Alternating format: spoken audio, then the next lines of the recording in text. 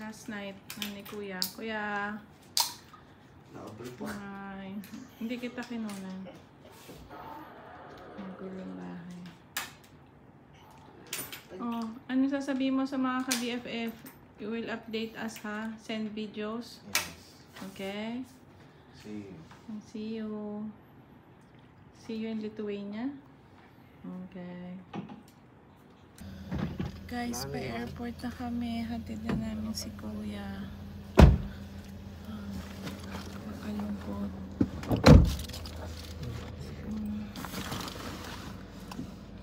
Okay ka na? Siksikan mo na. Kasya ba? Init. Init.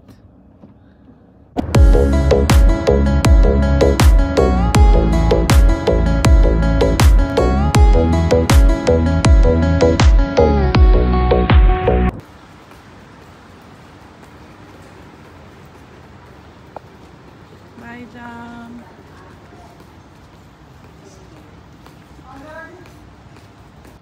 Check muna namin yung timbang, guys. Kasi ano lang siya eh.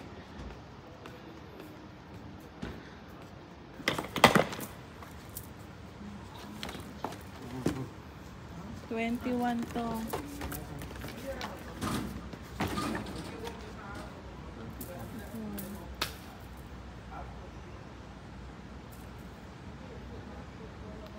Pasok. Allowance po. Hand care mo yun. Hand care. Okay.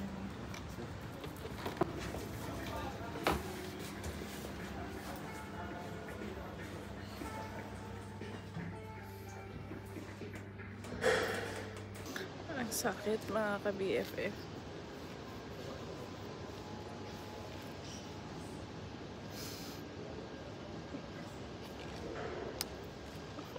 Iba pala pag magulang. Kakaroon ng sariling buhay. So guys, hello! First day. Wala si Kuya. Kanina yung flight. Inatid namin ng 3 AM. So nakita niyo sa vlog. Tapos so naghintay pa 3 AM. So mga 2 gising na kami. Actually parang hindi nga natulog. Si Kuya at si Aram hindi natulog. Nagband sila, naglaro sila. Dalawa. Kami ni Tony nandito, naka-idlip lang. Tapos gising. Kaya ngayon, para akong may hangover. Kasi hinintay ko pa si Kuya mag-check out. Ay, mag-check-in. Ang tagal. Hindi siya makaano kasi may mabagal daw yung signal sa airport. So, umaga na nung natulog ako. Tapos nagising ako na 11. Sobrang sakit ang ulo ko hanggang ngayon. Hindi ko alam kung anong gagawin ko. Kasi nga, iyak ako. Iyak. Yung emosyon ko, roller coaster. Naiyak ako. Lungkot ako. Pero inisip ko na lang maging masaya ako kasi yun eh. Yun yung gusto ni Kuya. Hindi naman namin to inimpose sa kanya. Siyang nakaisip nito, siya rin yung gusto niya. Support lang talaga kami.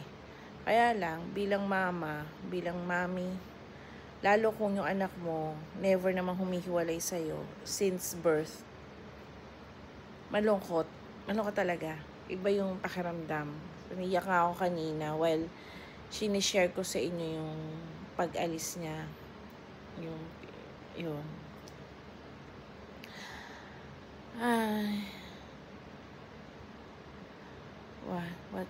Ganun talaga. That's life. Sa taulo ko, mga ka-BFF, ito, sakit. Para ako may hangover.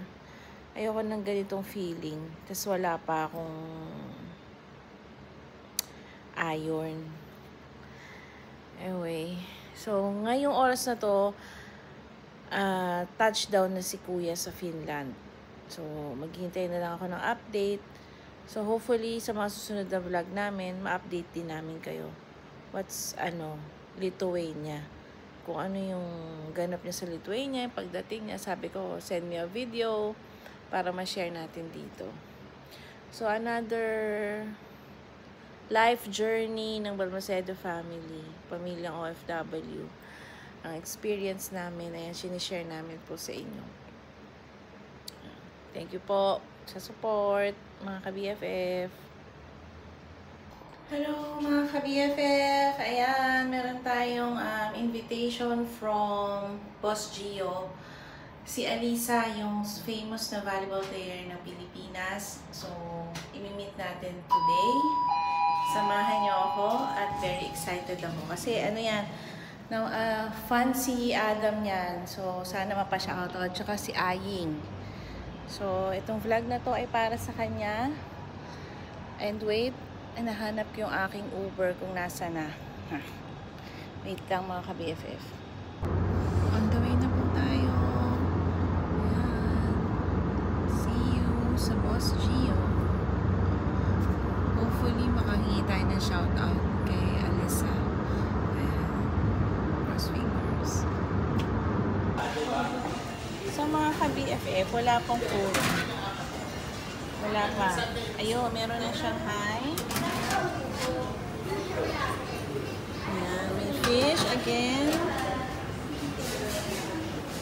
And the gulay. Natin. The pansit. Thank you. Thank you. Ako ba? Hindi ba ako? May pogi-pogi.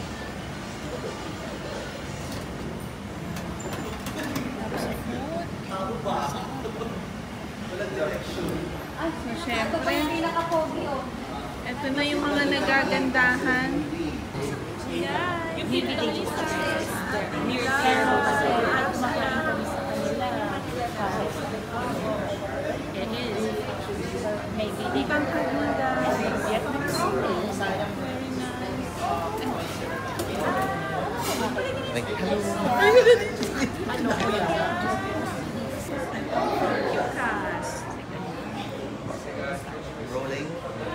Ako naman. Good evening, good afternoon everyone. I'm here with Miss Eliza Valdez. First of all, welcome to Doha and Boss Gio Marisol Sad. Just a little welcome gift from Sad. Thank you guys. So, I'm your staging for the class. So, can you give us like a little bit inspiration or why you're doing this? Ano gagawin natin? Magpapakita na.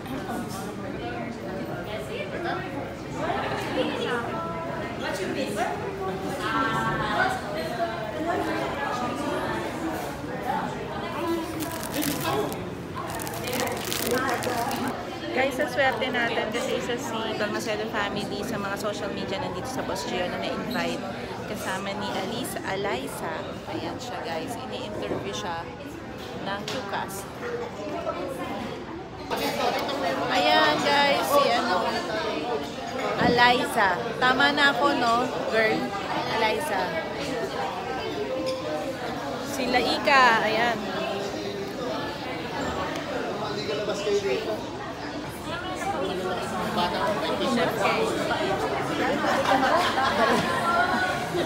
Huwag mo pahingan.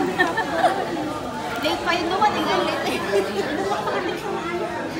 Pero sa kwet, 13 years. Tell us something about this event. This is the Phil Qatar Nation Talent ID Volleyball Select. Ito po ay opportunity para sa mga bata natin dito sa Qatar, Filipino and non-Filipino nationals po. And age 10 to 19 years old. So we are showcasing our students and also other campers from other volleyball camps na gusto po mag-join and ma-select dito sa Phil Qatar team. And in future, those selected players Sa mga ka-PFF, we're done to our vlog with Alisa. Yan, kasama natin yung mga ibang social media partner like RJ Francis, si Qatar's, ano ba yun? Yun na yun, si Suzy. Tapos si Miss M, si Ika, and yun, parang kami yung mga SOCMED plus si JB ng Lukman. Ayan, kami yung mga si DJ Meow. Ayan, nakita natin sila. So, ayun, very successful naman. Congratulations kay Boss Gio for having a special lunch with Alyssa. Ayan, so shoutout sa mga fan ng mga volleyball, Filipino volleyball, mga players. Ayan. And si Coach, ang bait ni Coach. At saka si Alex na basketball player. So, may mga shoutout tayo mapapanood nyo sa Reels ng Macedo Family. Ayan, abangan nyo po. Actually, lalabas na yan. Pag napanood nyo itong video, nauna na yan. Good evening. Ayan, after natin kay Alyssa, nagpahinga tayo ng ilang oras. Inintay natin si Tony. Tapos, may invitation tayo sa isang Christian church. Anniversary na CCF pa yan. Ayan, so, papaunlakan natin yung invitation nila. Ayan. Bumalik ako sa taas kasi yung suot ko kanina. May dumi pala. May mansya. So, palit tayo ng t-shirt. Ayan. So, let's go. Ayan. Ano naman tayo ngayon? Service naman tayo ngayon sa church. Okay, minsan. Baka malakas kayo, ha? Wala. Malakas kami kumain. Building sa blue yung itigil. Okay na. Check nyo lang po.